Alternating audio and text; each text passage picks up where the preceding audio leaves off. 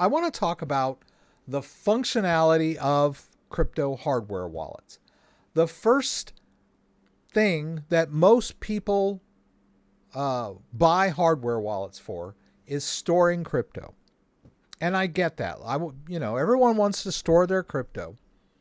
But the second thing that hardware wallets do, besides just storing crypto, is allow you to manage your crypto.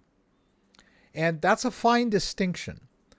Storing your crypto can be done. You buy a hardware wallet, you set it up, you write down your backup phrase, and then you put a little crypto in there. Your crypto is stored. Your crypto is safe. As long as you don't reveal your seed phrase, that crypto's fine.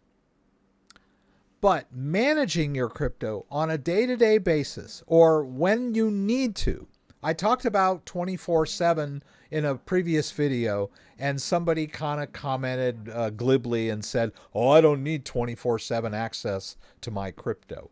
Well, okay, I get that. Maybe you're not, thinking about and doing your crypto every day. But I'll guarantee you, when you want to use your crypto and you can't, you're going to be PO'd. Right? So yeah, okay, I get it. You don't want to use your crypto 24/7, but you definitely want to be able to access and manage your crypto when you need it, right? And that could be banker's hours, holidays, or not on the weekends or whatever. But when you're ready to access your crypto and you can't, you're going to be PO'd. So that's what I'm talking about, managing your crypto. And so what happens with people that buy hardware wallets is the only thing they're worried about is storing their crypto. They throw that crypto hardware wallet in a closet or a drawer or a safe, and then they kind of forget about it because they say, oh, I'm storing crypto. I'm not worried about managing crypto. I got better things to do. The game's on, I want to go play with my kids, or what. I don't have to think about crypto. I just want to store it. And that's great if that's all you care about. But really, you should think about managing your crypto because you want to have access to it. So if, for example, the Ledger Nano S, you pull that thing out after 2 or 3 years and it's unupdatable because you were not keeping it up to date. You need to keep your crypto hardware wallets up to date. Regular updates. Open it up, connect it, check it, make sure it's still working, make sure it's got the latest firmware, the latest app updates, make sure your software is up to date. You need to keep that crypto wallet, that hardware device, in good working order so that you will be able to access your crypto when you need to. In that same vein, that's another reason why you would want to, say, upgrade your device.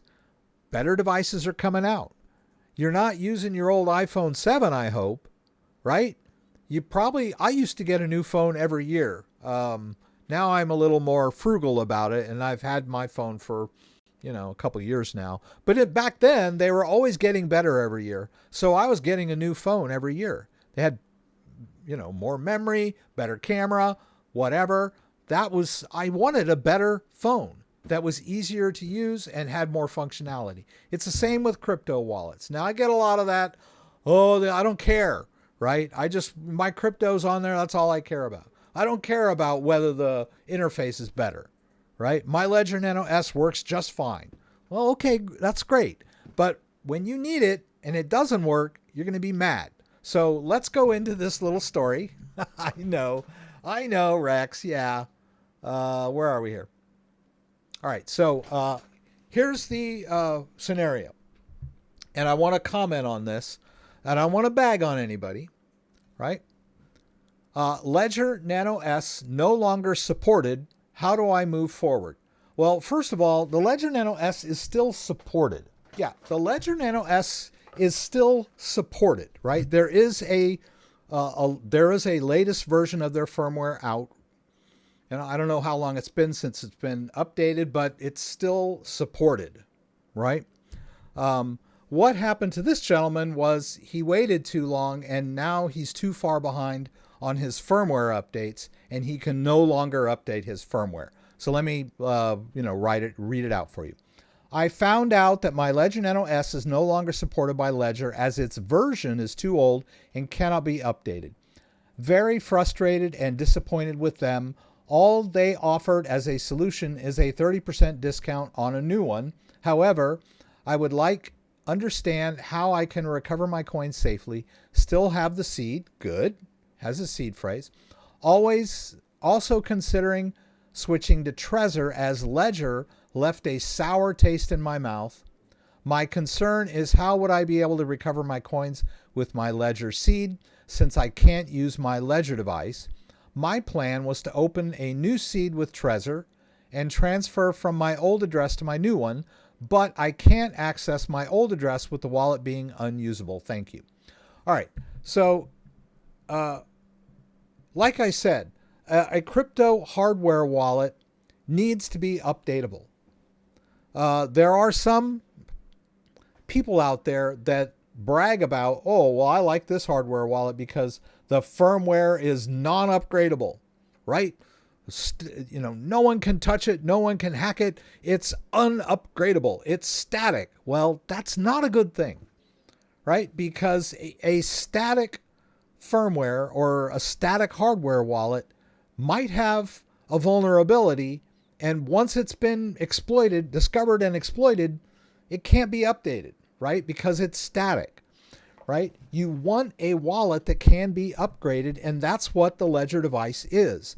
It has regular firmware updates to improve security, improve functionality, and fix bugs, right? And so that's a feature, right, of that wallet. Not a bug, right? That's a feature, not a bug. So he's mad because he didn't keep his wallet updated. It's really not Ledger's fault that he didn't update the wallet, but he's mad at Ledger because he didn't keep his wallet up to date. Now, I can understand people get a little, oh, nobody told me I had to keep my wallet up to date. Well, yes and no, right? I'm here telling you that right now. But yeah, maybe there should be a big red warning on the box that says, make sure you keep the wallet up to date. Now, Ledger does say this in Ledger Live and, in their documentation and all that, but it's not like jumping out, like a jump scare.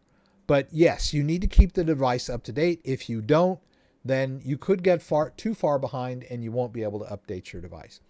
But here's his dilemma, right? He's got his coins.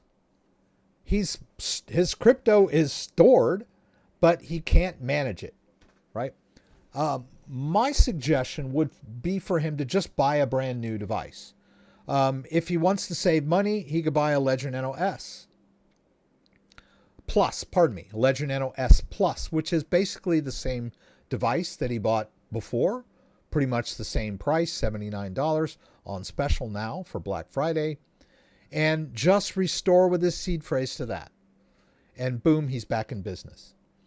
But really, he should upgrade to a better wallet, in my eyes. Depends on how much crypto you're managing. But if you got 5,000 or more crypto, then what's the big deal, upgrading your device? Right? See, that's the mindset, though. People think, oh, all I want to do is store crypto. But they don't realize that the wallet, the device, is designed to manage crypto as well as store it. And so by managing your crypto at any time, you'll be able to have access to it when you need it. And in order to do that, you need to upgrade the device. It's designed to be upgradable. It's not a static device. If it were just a static device, you'd have to buy a new one every 6 months, because not only do the apps on the device itself change, but blockchains change, right? Ethereum has updates. Even Bitcoin blockchain has updates.